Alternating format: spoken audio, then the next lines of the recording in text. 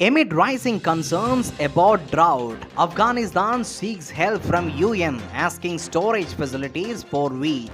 UAE China review enhancing joint investment opportunities in new economic sectors. Short-term inflation in Pakistan hits record high. Switzerland's biggest bank UBS agrees to take over troubled Credit Suisse in emergency rescue deal. US President signs bipartisan bill to declassify intelligence about the origins of COVID-19. Chinese President Xi Jinping arrives at Kremlin for talks with his Russian counterpart Vladimir Putin. IMF approves Sri Lanka's much-awaited bailout package. In France, both votes fails controversial bill to raise retirement age from 62 to 64. Drinking water scarcity. US and Canada reach agreement to turn away asylum seekers at unofficial border crossing.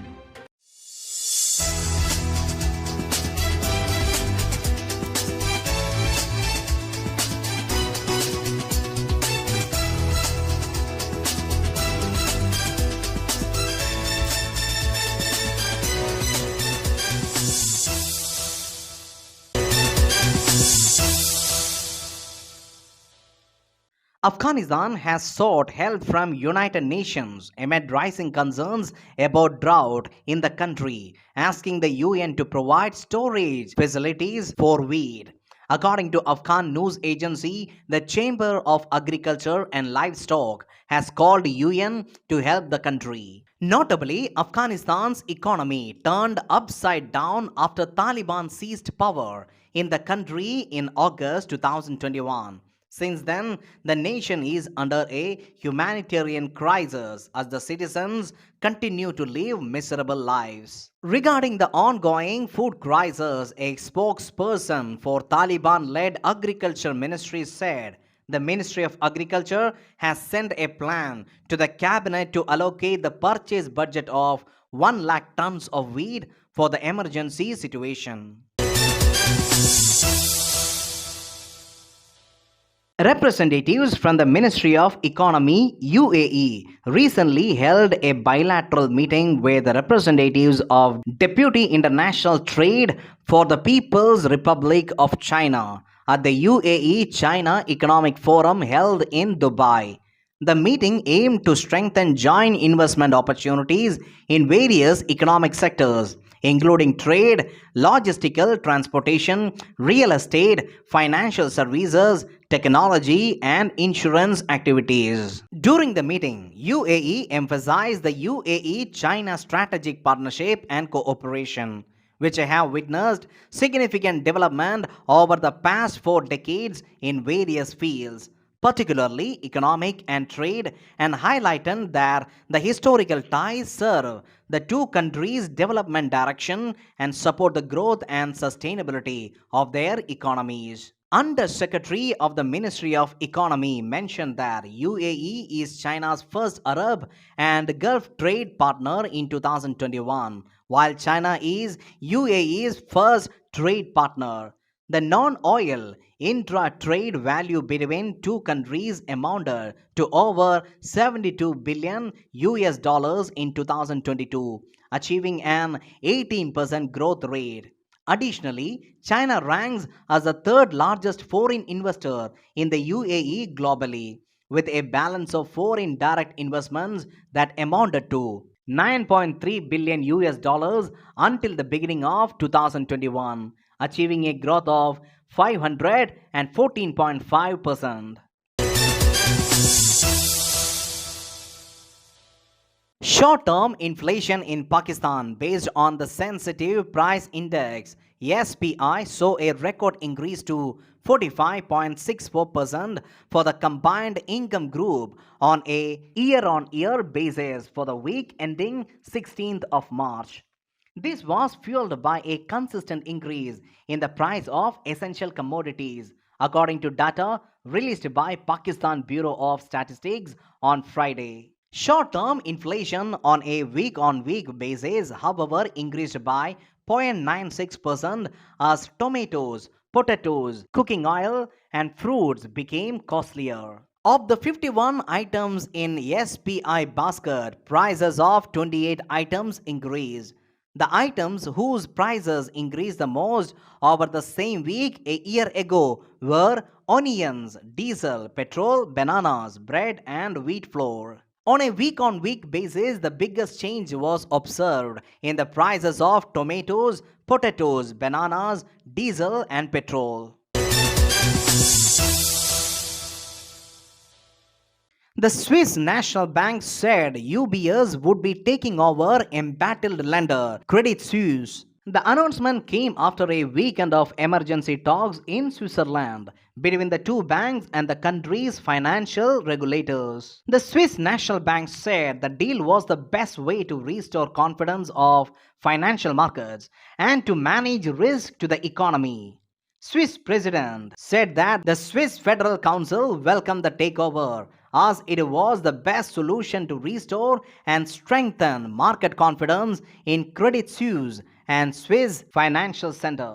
However, the Swiss government and banking officials had been locked in urgent talks to rescue the embattled lender, which was given a $54 billion lifeline by the country's central bank this week. Swiss finance minister said that the government in Bern had agreed to provide guarantees of up to 9 billion Swiss francs to underwrite the takeover. However, the US Federal Reserve and other central banks also sought to ease fears through a coordinated effort to increase liquidity in the banking sector.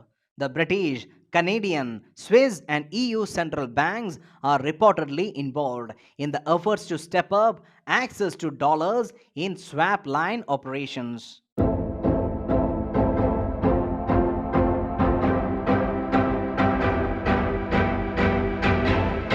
On 20th March 1987, ACT became the first drug to gain approval from the US Food and Drug Administration for treating AIDS. ACT, also referred to as pseudovodine, belongs to a class of drugs known as nucleoside reverse transcriptase inhibitors. AZT decreased deaths and opportunistic infections, albeit with serious adverse effects. On 22nd March 1980, US President Jim Carter took the lead in the call for a boycott of 1980 Olympics, and approximately 60 other countries joined the United States in staying away from Moscow. The Soviet Union's invasion of Afghanistan in December 1979 led to the largest boycott in the history of Olympic movement. US President Joe Biden has signed a bipartisan bill that directs the federal government to declassify intelligence about the origins of COVID 19. In a statement, he said the US needs to get to the bottom of COVID 19's origins, including the potential links to the Wuhan Institute of Virology. The legislation, which passed both the House and Senate without dissent, cites potential links between the research that was done in Wuhan lab and the outbreak of COVID 19, which the World Health Organization declared a pandemic on March 11, 2020. Chinese President Xi Jinping arrived at Kremlin on Tuesday for formal talks with his Russian counterpart Vladimir Putin on matters of concern including the Ukraine conflict. The Kremlin has said the two leaders would discuss proposals put forward by China to end the more than a year of fighting in Ukraine, and that talks were likely to end with Xi and Putin signing numbers of agreements. Chinese President Xi Jinping earlier also met with Russian Prime Minister. Beijing and Moscow's trade ties have boomed since Russia's Ukraine campaign, linking the nations more closely and raising worries in Western capitals over how far the ties will go. Chinese President Xi Jinping also invited Putin to visit China this year. Chinese President Xi Jinping's trip coincides with a surprise visit to Kiev by Japanese Prime Minister Fumio Kishida, who visited Bucha, a town where Russian forces were accused of committing atrocities during their occupation last year. Executive Board of International Monetary Fund has approved Sri Lanka's bailout program under an extended fund facility. IMF has said the first tranche of the loan will be released in the next couple of days. Sri Lanka will immediately receive an initial disbursement of 333 million US dollars. Extended fund facility of $3 billion will be available through tranches over a 4-year period. In a virtual press conference, the IMF said Sri Lanka must present a debt restructuring strategy by the end of April to reach IMF targets to achieve debt sustainability. The strategy will require uniform debt treatment with all creditors, and talks in this direction will be key area of focus. By June this year, a plan is expected from authorities to gradually eliminate the existing import and exchange restrictions. The global lender added that it did not interfere in the local government election processes and had never recommended postponing those elections in Sri Lanka.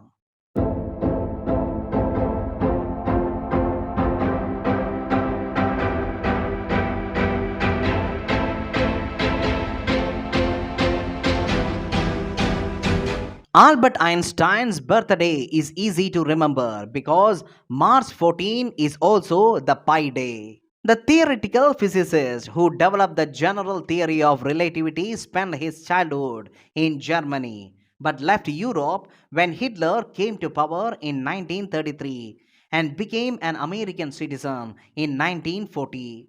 As a kid, Einstein did have a few brushes with authority in school, but the persistent legends about him getting bad marks aren't true. The rumor of his failing marks in maths came about because his school switched its grading system.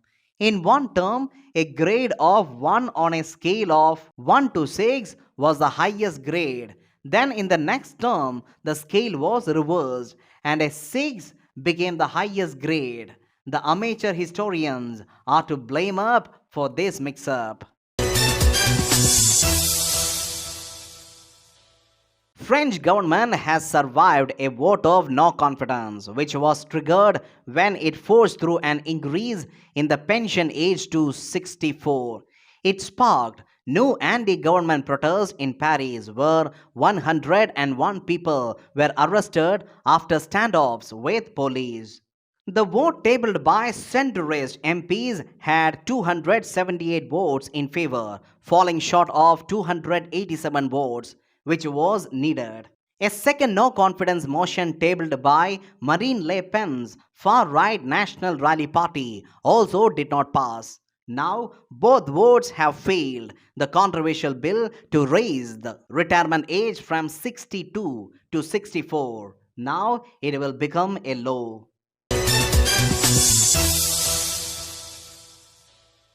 The US and Canada have reached an agreement to turn away asylum seekers at unofficial border crossings. US President Joe Biden and Canadian Prime Minister Justin Trudeau are expected to announce the deal very soon. The accord is expected to allow officials on both sides of the border to turn back such asylum seekers heading in either direction. Move is a part of efforts to limit an influx of migrants at Roxham Road, an unofficial crossing between New York State and the province of Quebec. The deal is an amendment to 2004 Safe Third Country Agreement between two sides, which requires migrants to make an asylum claim in the first safe country they reach, whether it is US or Canada. The new agreement would close a loophole in the Safe Third Country Agreement that prevented Canada from turning away those crossing border at unofficial crossing points. 26% of world's population does not have safe drinking water and 46% lack access to safely managed sanitation.